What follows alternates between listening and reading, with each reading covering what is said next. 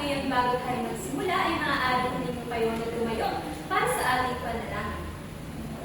Amen. Ngayon mga bata, bago kayo upo, tingnan niyo muna ang inyong paligid at kung may makita kayong mga basura ay maaaring itapon ninyo ito sa tamang basurahan. Maraming salamat, maaari kayo umupo. Ngayong araw ay may liban ba sa ating klase? Magaling kung walang liban ngayon sa ating klase. Ngayon ay may ihanda ako mga bata na ating tuntunin na dapat nyo sundin sa oras ng ating klase na pinamagatan ko itong sunod. Ang letter S ay sumunod sa panuto ng guro. Letter U, unawain ang bawat aralin. At letter N, erespeto ang kaklase at guro. Letter O, organisado sa gawain at gamit. At panghuli ay letter D, disiplinado sa loob ng silid-aralan. Naunawain niyo ba mga bata ang ating tuntunin? Okay, mabuti naman po ka. Mga bata, sa nakaraan nating talakayan, ano ang ating pinag-usapan? Mahusay, ang ating pinag-usapan ay patungkol sa pagkilala ng katangian ng tauhan at tagpuan. Mga bata, paano natin matutukoy ang katangian ng tauhan? Tama, matutukoy natin ang tauhan sa pamamagitan ng kanilang kilos at sa pagsasalita. At mga bata, paano naman natin malalaman ang tagpuan ng isang kwento? Napakahusay. Natutukoy naman natin ang katangian ng tagpuan sa lugar kung saan nangyari ang isang kwento. Magaling mga bata at natandaan niyo ba ang ating tinalakay noong nakaraang araw. Ngayon, mga bata, sa pagsimula ng ating aralin, magkakaroon muna tayo ng tinatawag ko na hulaan mo ako. Pamilyar ba kayo sa salitang itong hulaan ako? Meron din sa loob ng kahon na isang bagay at magbibigay ako ng isang katangian. Handa ba kayo mga bata? Kung gano'n, simulan na natin. Ang unang katangian ay ito. Sige nga mga bata, basahin nga natin lahat. Isa akong prutas. Pangalawa, mayroon akong matulis na balat. At pangatlong katangian, kulay dilaw ako kapag hinog na. Mga bata, alam niyo na ba kung ano ang nasa loob ng kahon na ito? Kung hindi pa, meron pa akong huling katangian para mas malaman ninyo kung ano ang nasa loob ng kahon na ito. At panghuling katangian ay marami ako mata. Alam niyo na ba mga bata kung ano ito? Tama mga bata, ito ay isang pinya. Mahusay mga bata at nahulaan ninyo ang nasa loob ng kahon. Palagpakan naman ng inyong mga sarili. Ayan. Ngayon mga bata ay saan ito kalimitan nakikita? Tama. Ito ay kalimitan natin nakikita sa palengke o di kayo sa mga tindahan. At ngayon, alam niyo ba kung bakit sa palagay niyo, bakit maraming mata ang pinya? Yan, wala kayong ideya. Upang malaman natin ang sagot, ano mga bata, basahin natin ang isang kawili-wiling kwento na pinamagatan ang alamat ng pinya. Ano nga po ulit ang kwento?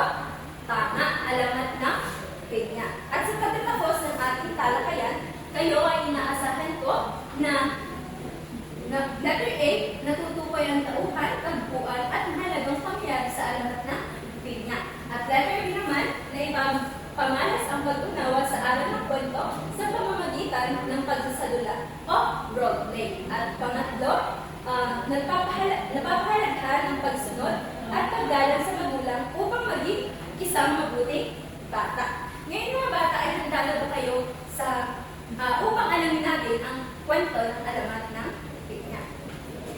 Okay mga bata, simulan na natin. Ang ating pag-aaralan ay alamat ng pinya. Pakibasa nga mga bata, alamat ng pinya. Ayan, basahin na natin ang alamat ng pinya. Ito, mga bata, ito ay buod lamang ng alamat ng pinya. Sabi dito, ang kwento ay tungkol kay Aling Rosa at ang kanyang anak na si Pina. Hindi natutong gumawa ng gawaing bahay ang kanyang anak. Nang magkasakit si Aling Rosa, napilitan si Pina na gawin ang mga gawaing bahay. Ngunit, laging may hinahanap at tinatanong sa ina. Sa galit, nasabi ni Aling Rosa na sana ng maraming mata. Nawala si Pinang at sa huli, may tumubong halaman na may maraming mata. At kalaunan ay tinawag ito pinya. Mga bata, nanunawaan niyo ba ang alamat ng pinya? Okay? Mabuti naman kung gano'n. At para mas maunawaan natin ang kwento ng alamat ng pinya, magpapakita naman ako mga bata ng pag-uusap ni Aling Rosa at ang kanyang anak na si Pina.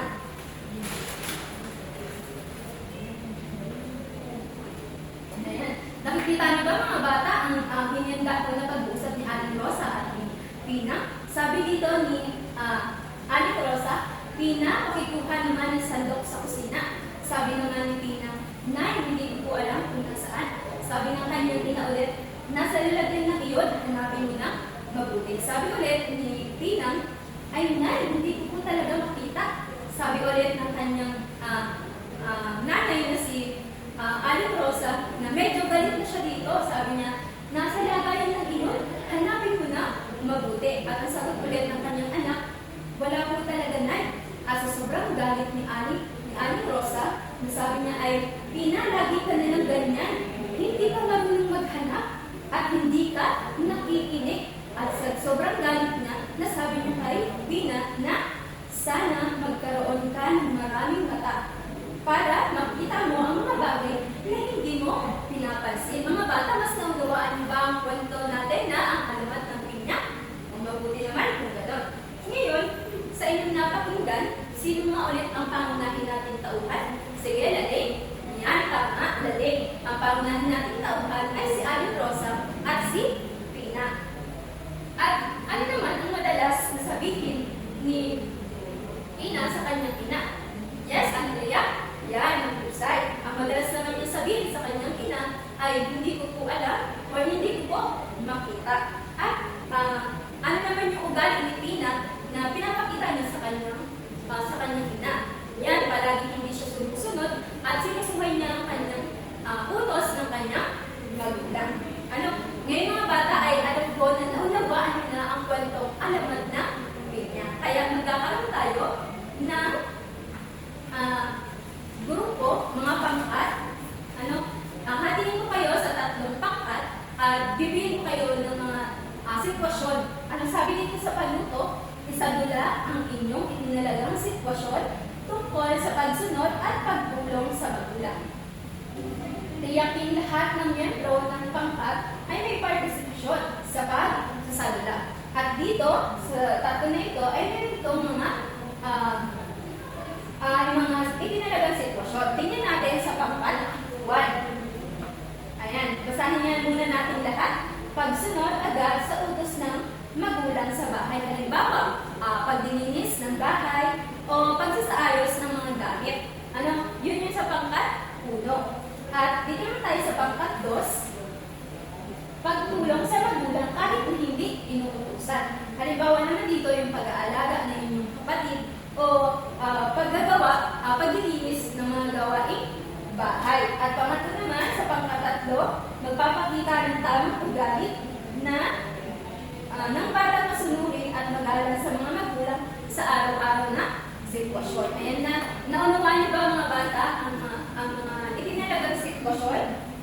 Ngayon mga bata ay bago kayo pumunta sa unahan bawat pangkat ay ito muna yung rubrics ng pagsasadula o program ninyo. Meron tayo dito na nagpapakita ng gawain o nilalaman kung saan na ipapakita ng tama ang paksa ng pagsunod at pagtulong ng magulang. Meron 10 points at sunod naman partisipasyon ng miyembro. Lahat ng kasapi ay nakilako sa pagsasadula. Meron naman ito 5 points at panghuli, kalinawan at pagganap. Meron itong malinaw ang pagsalita at maayos ang pagganap ng grupo. Meron naman ito 5 puntos. At ang kabuuan itong lahat ng ito ay merong 20 points. Ayan, naunawaan niyo ba mga bata ang ating rubric sa pagsasadula? Kung gano'n, pupuntahin na dito natin ang pangkat 1. Ayan, palakpakan na natin ang pangkat 1. At nagawa nila ang kanilang itinalagang sitwasyon. Ngayon, dapat na tayo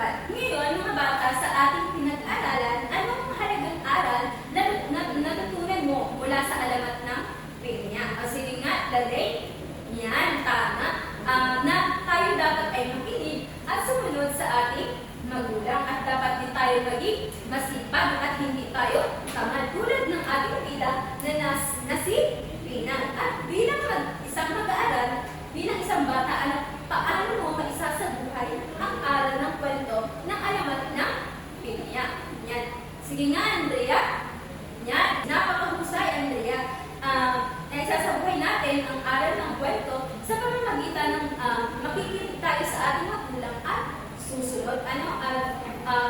Para hindi tayo mapahamak. Ano po? Mula sa alamat ng Pinya, natututunan natin na mahalagang makinig at sumunod sa magulang. Dapat din tayong maging masipag at hindi tamad upang maiwasan natin ang kapahamakan. So, mga bata, bakit mahalagang makinig sa ating magulang?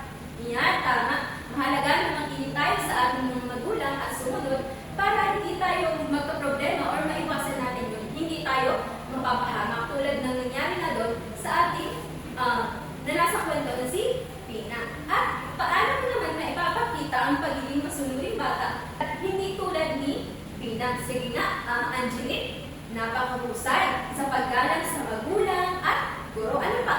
Sa pagsunod sa utos ng mga matatanda o ng ating magulang. Mahusay mga bata at talagang naunawaan niyo ang ating kwento na alamat ng Pinya. Ngayon mga bata sa ating huling gawain.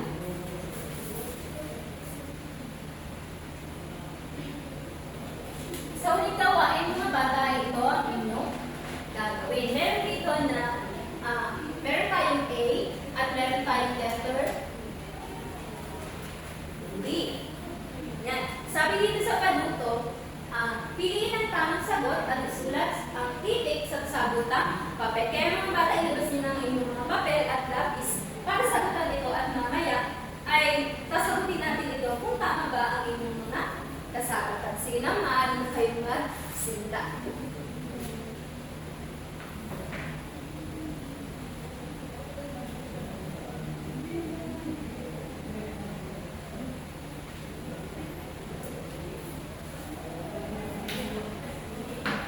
Ayan, tapos na ba kayo mga bata? Kung gano'n, sige na.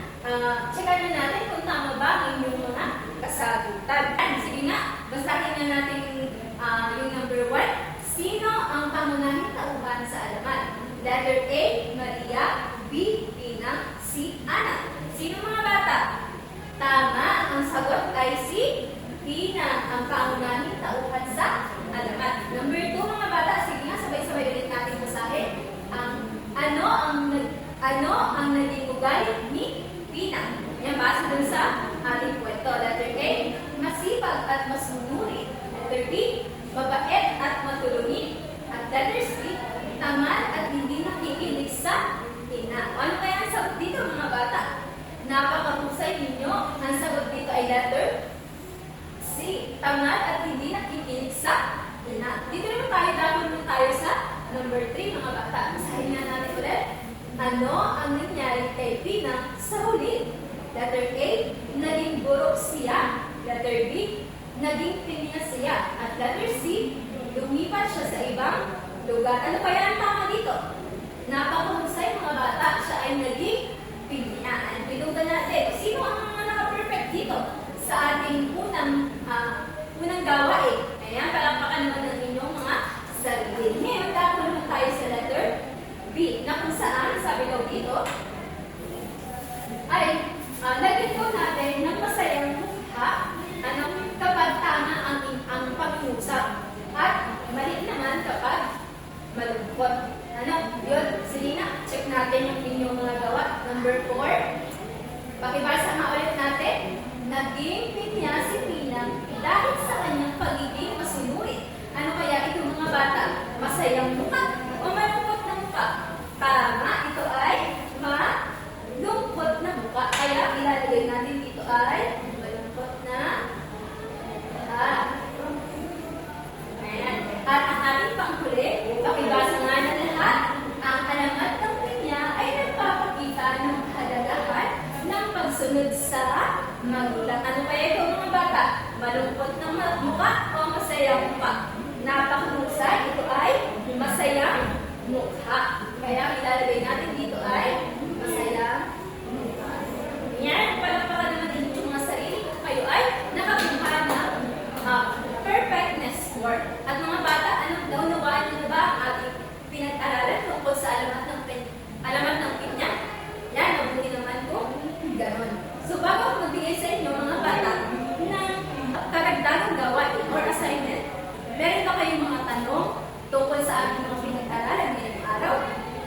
Ayan, kung wala, sige, tingnan natin ang inyong assignment. At kunin ang inyong notebook at kupihin ninyo ito. Para sa sunod ay may gawa kayo na ipapasa sa akin. Sabi dito, gumuhit ng prutas ng pinya at isulat kung paano ka makikinig at susunod sa iyong magulang. Ayan mga bata, nakukuha niyo ba ang inyong takdang aralin? Ayan, mabuti naman kung gano'n. Ano nga po ulit ang ating pinag-aralan tungkol saan? Tama, tungkol sa ang alamat ng pinya. Ano mga bata, sana ay marami kayong natutunan sa araw na ito. Kaya rin tumuyon, tayo ay mananalangin. Amen. Ngayon, tingnan niyo ulit ang inyong paligid. Kung may mga nakikita kayong basura, itapon mo